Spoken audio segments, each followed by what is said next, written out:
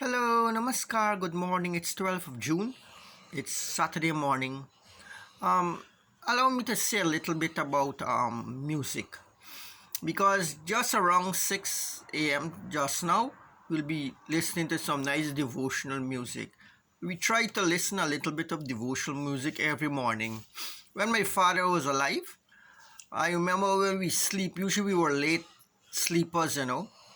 But what would wake us up mostly in the morning was he would wake up early around 5:36 and he would play the Hindu bhajans. Though my father was mostly Christian, he liked Christianity a lot, and he has South Indian roots. But he still would listen, would support, and he knew the Hindu philosophy deeply. Um, Actually, in Guyana here also, when I was a little child growing up, there used to be nice religious music every morning on the radio. I know, for example, when was going to school and I would cross the ferry boat there from Vredenhoek, there used to be all to Jesus music on One Day at a Time. Those two music Christian songs I liked, I knew. Used to hear those songs every morning playing around the streets and the houses and the public places. But there are different types of music. People use music to inspire them. People use music to relax. There are music soldiers when they are marching, regimental music. They are like political government oriented music where they like a police band. When there's government occasion like Independence Day, they have the special music. And these all convey special messages, special feeling, create an aura, personality aura, of whoever's the great man who invented it, or the society or the group. They project their own ideas through music. I was reading a book recently. It was about what they call song song imaging. Some people, they can sing, and those songs, the song become images. Like some Indian student were in France studying, and they sung a Bhairavi raga, and people actually saw the Bhairavi. So these are known as song images. People can do these. They can experiment with song and they can form images. So the Indian classical book that deals with different types of music is a Gandharva Ved. They have a whole school dedicated to music, different intonation, different song, different frequency, rhythms, vibration. You know, they say there was a great musician in India living long ago. His name was Haridas Baba. He used to live in the forest, and he was very skilled at the music, the classic, the Gandharva Ved. So anyway, one of the king wanted to see him, but he doesn't. This yogi doesn't usually this singer doesn't usually come to the city. Doesn't come out of the jungle. So the king had to go all the way there to meet him, and he invite the yogi, telling him he can come to his castle, come to his place, and do a piece, do a quartet or a musical piece, perform. But the yogi doesn't go out, so he sent one of his disciples, Tansen. He had two great disciples who were skilled in the musical arts, Tansen and Baiju. He sent Tansen, and Tansen began to sing, and just like that, the place get dark. So that was kind of music skill that control nature.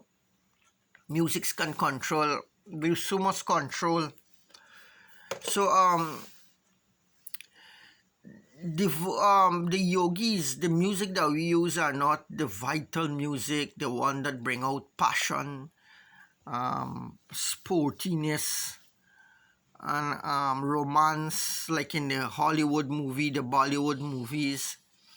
There are more deeper music, philosophical music, spiritual music, conveying hope, conveying life impulse, life giving, inspirational vibration. They strengthen your body, remove illness, remove sickness. They got music that can develop your mind, put you in samadhi also.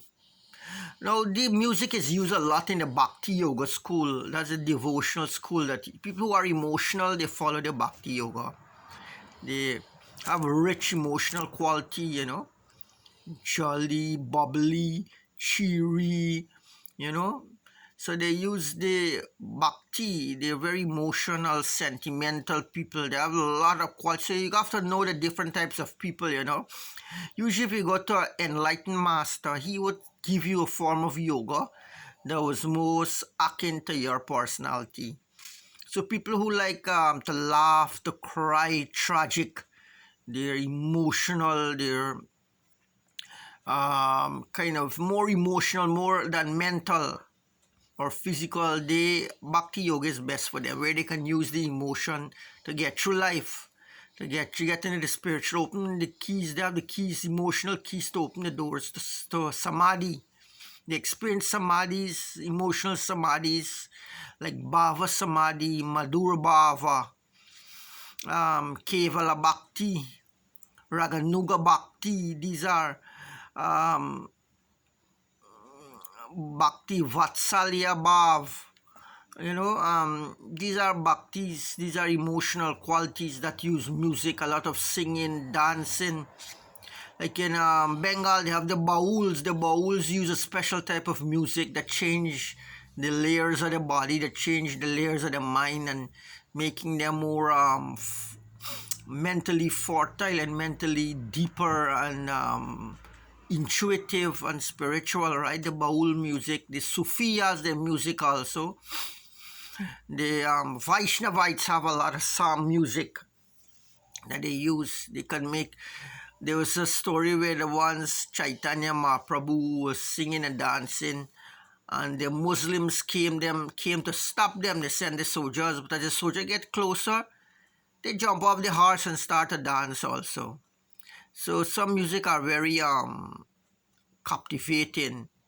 In voodoo also, African voodooism, when they're chanting and they're singing and dancing, people, many onlookers, people who go to watch, they get pulled into the circle and they start to dance and get possessed and all these things. You read the stories. So Hindustani music, the spiritual music are divided into Hindu Sangeet and Rabindra Sangeet. Now we have Prabhat Sangeet, where the philosopher Prabhat Ranjan Sakar give his spiritual songs.